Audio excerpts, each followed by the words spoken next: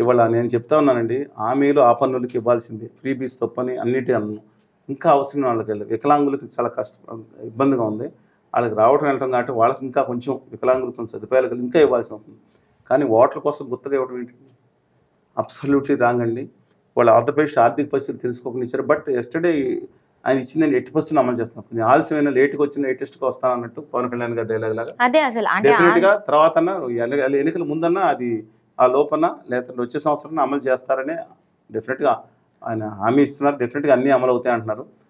అంటే ఈ ఆంధ్రప్రదేశ్ ఆదాయం తెలిసి కూడా ఈ సూపర్ 6 హామీలు అసలు ఎందుకు ఇచ్చారంటారు? ఇంతకుముందు జగన్మోహన్ రెడ్డి గారు ఎందుకు ఇచ్చారో చెప్తున్నానండి. ఆ రోజు ఆంధ్రప్రదేశ్ ఆదాయం తెలుసుకోవడం ఎందుకు ఇచ్చారో, అంతకుముందు చంద్రబాబు నాయుడు గారు దాన్ని ఏమంటారండి, మన రైతు రుణమాఫీ వద్దు మొర్రో అంట కొద్ది ఎందుకు ఇచ్చారో, కట్టుకుంటానంటే మీరు కట్టుకోవాల్సిన పని లేదు, 1-2 సార్లు 4 కొండల బదులు కూడా చెప్పారు.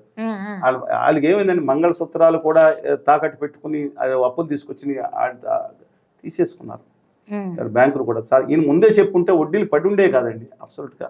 అందువల్ల నా అభిప్రాయం ప్రకారం అది అధికారం కోసం అడ్డమైన హామీలు ఇవ్వకూడదు. ఇక్కడి నుంచన్నా ఇది గుణపాఠంగా తెచ్చుకోవాలండి. అందువల్ల ఇప్పుడన్నా సవరించుకోవాలని చెప్తాను. అయినా ఒకటి చెప్తాను, కేంద్రంలో ఉన్న హామీలు మన ప్రత్యేక హోదా వచ్చి విభజన హామీలు వచ్చి తెచ్చుకున్న 4-5 లక్షల కోట్లు వస్తుంది. తులసిరెడ్డి గారు ఎప్పుడు చెప్తారు, లెక్కలు ఉంటాయి ఆయన దగ్గర. కానీ విభజన హామీలు రాయితీలు వస్తే ఉద్యోగాలు వస్తాయి. 10-15 లక్షల మంది ఉద్యోగాలు, 20 లక్షలు ఏంటని చెప్తున్నారు వీళ్ళు.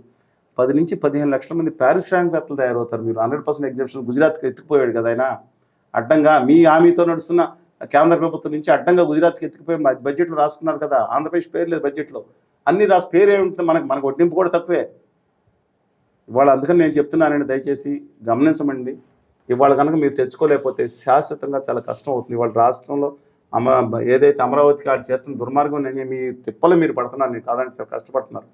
బట్ ఇవాళ మళ్ళీ చెప్తున్నానండి, ఇవాళ బానిసత్వం చేస్తే మిగిలేది ఆంధ్రప్రదేశ్ భావితరాలు దెబ్బతింటాయి. ఉన్నదేదో తెచ్చుకుంటే అంతకుమించి చేయలేమనుకున్నారు. ఆయన కూడా అష్టదిగ్బంధం చేసేస్తున్నారు.